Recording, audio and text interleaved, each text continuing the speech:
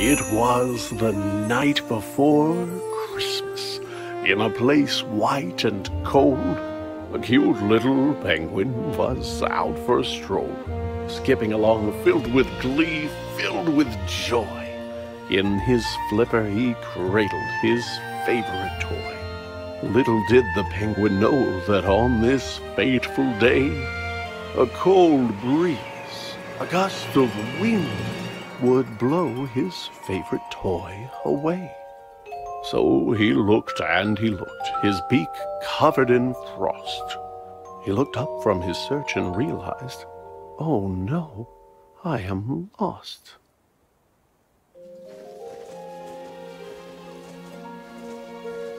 Not only his toy, but his path was gone too.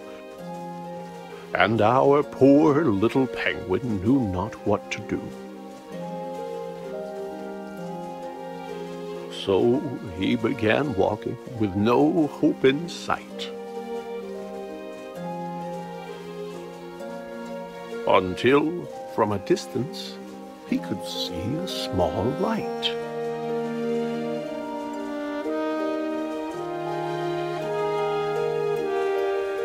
As he moved ever nearer, it was clear 'twas a home. And outside, in the front, he could see a small gnome.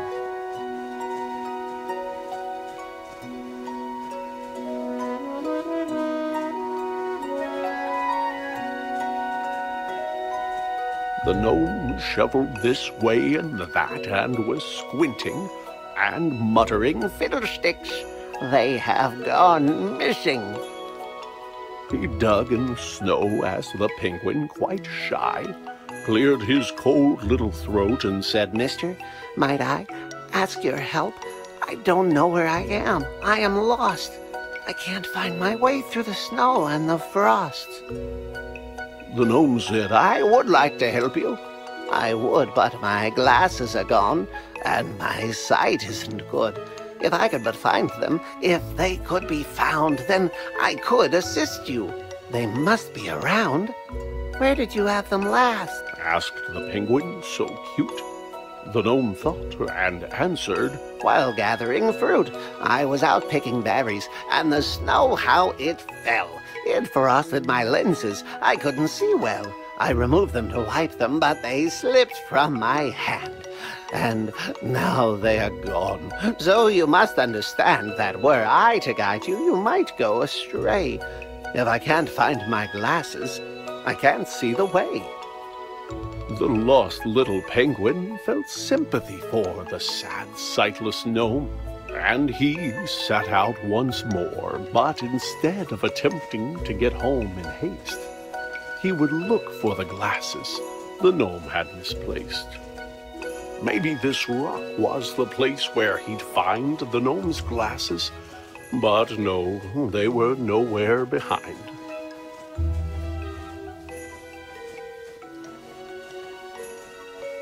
Could the glasses be here on the stump of this tree?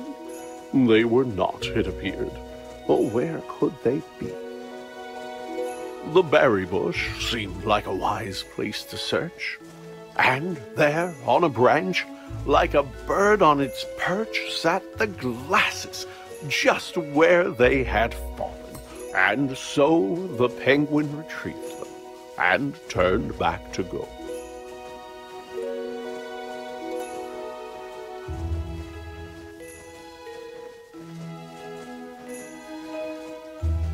He'd get back to the gnome and return him his sight. Then once again face his disheartening plight. Being lost wasn't fun, but the penguin was glad that he'd gotten to help and was happy he had.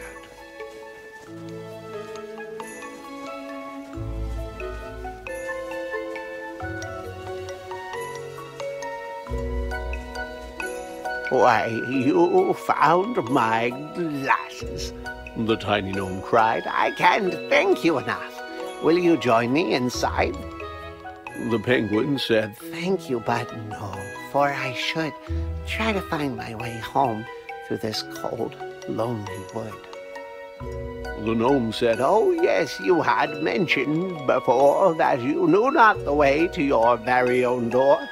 Well, now that I see, I am happy to say those candy canes there, they will show you the way."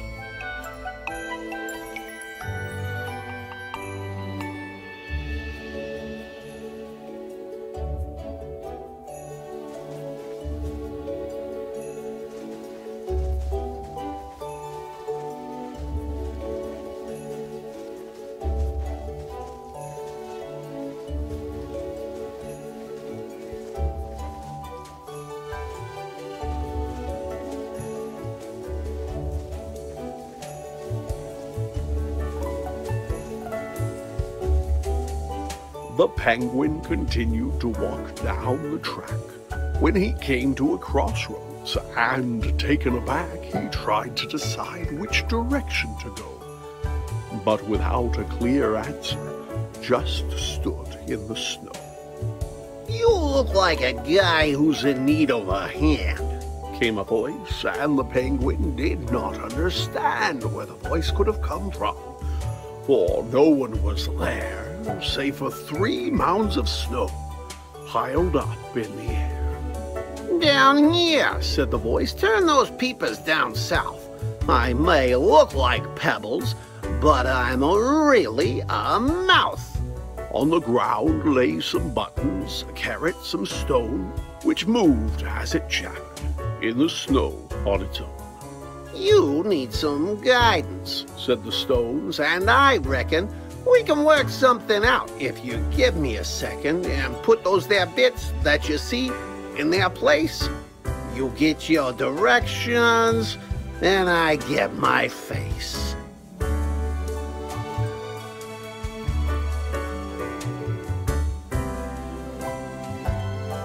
"As a face maker, you've got impressive technique," said the snowman, "and look, now we've both got a beak."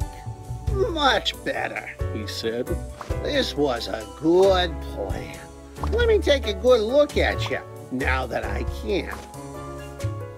The snowman was proud of the features he wore. He thanked his new friend and said, "Look, I am sure that you won't have no trouble if you go to the right, but make sure that you're out of the woods before night."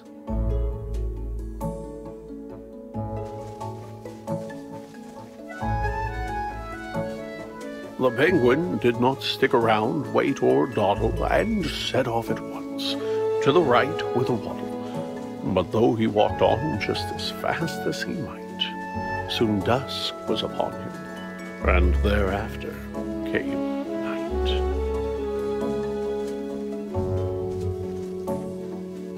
"Why, it's too dark to see," said the bird with a chill, when he tripped and he slid down the side of a hill.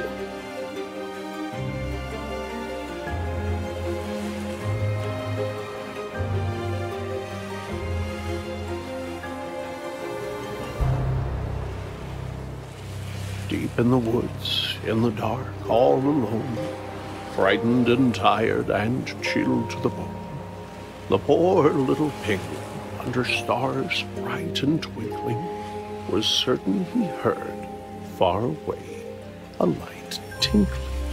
Was the sound he heard crickets? Was it ice in the trees? Or perhaps running water, or a lyrical breeze? As he moved ever nearer, though it seemed far away, he felt sure it was bells, like you'd find on a sleigh. The penguin was moving past branches and bark, when a man turned around and stepped out of the dark. The man said, "My goodness, you're only a child. What brings a young penguin out here in the wild?" "It wasn't on purpose," said the cold little bird.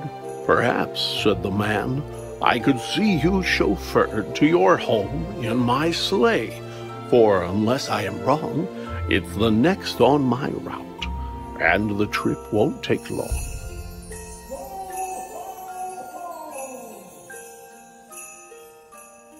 After waving goodbye to the man dressed in red, The penguin was eager to climb into bed. He was glad to be home, but his grief was still there, for his toy remained lost in the cold winter air. But his mama was waiting with a blanket and tea. There were songs in his heart and bright lights on the tree. Even without his toy, he could hardly believe just how happy he was on this cold Christmas Eve.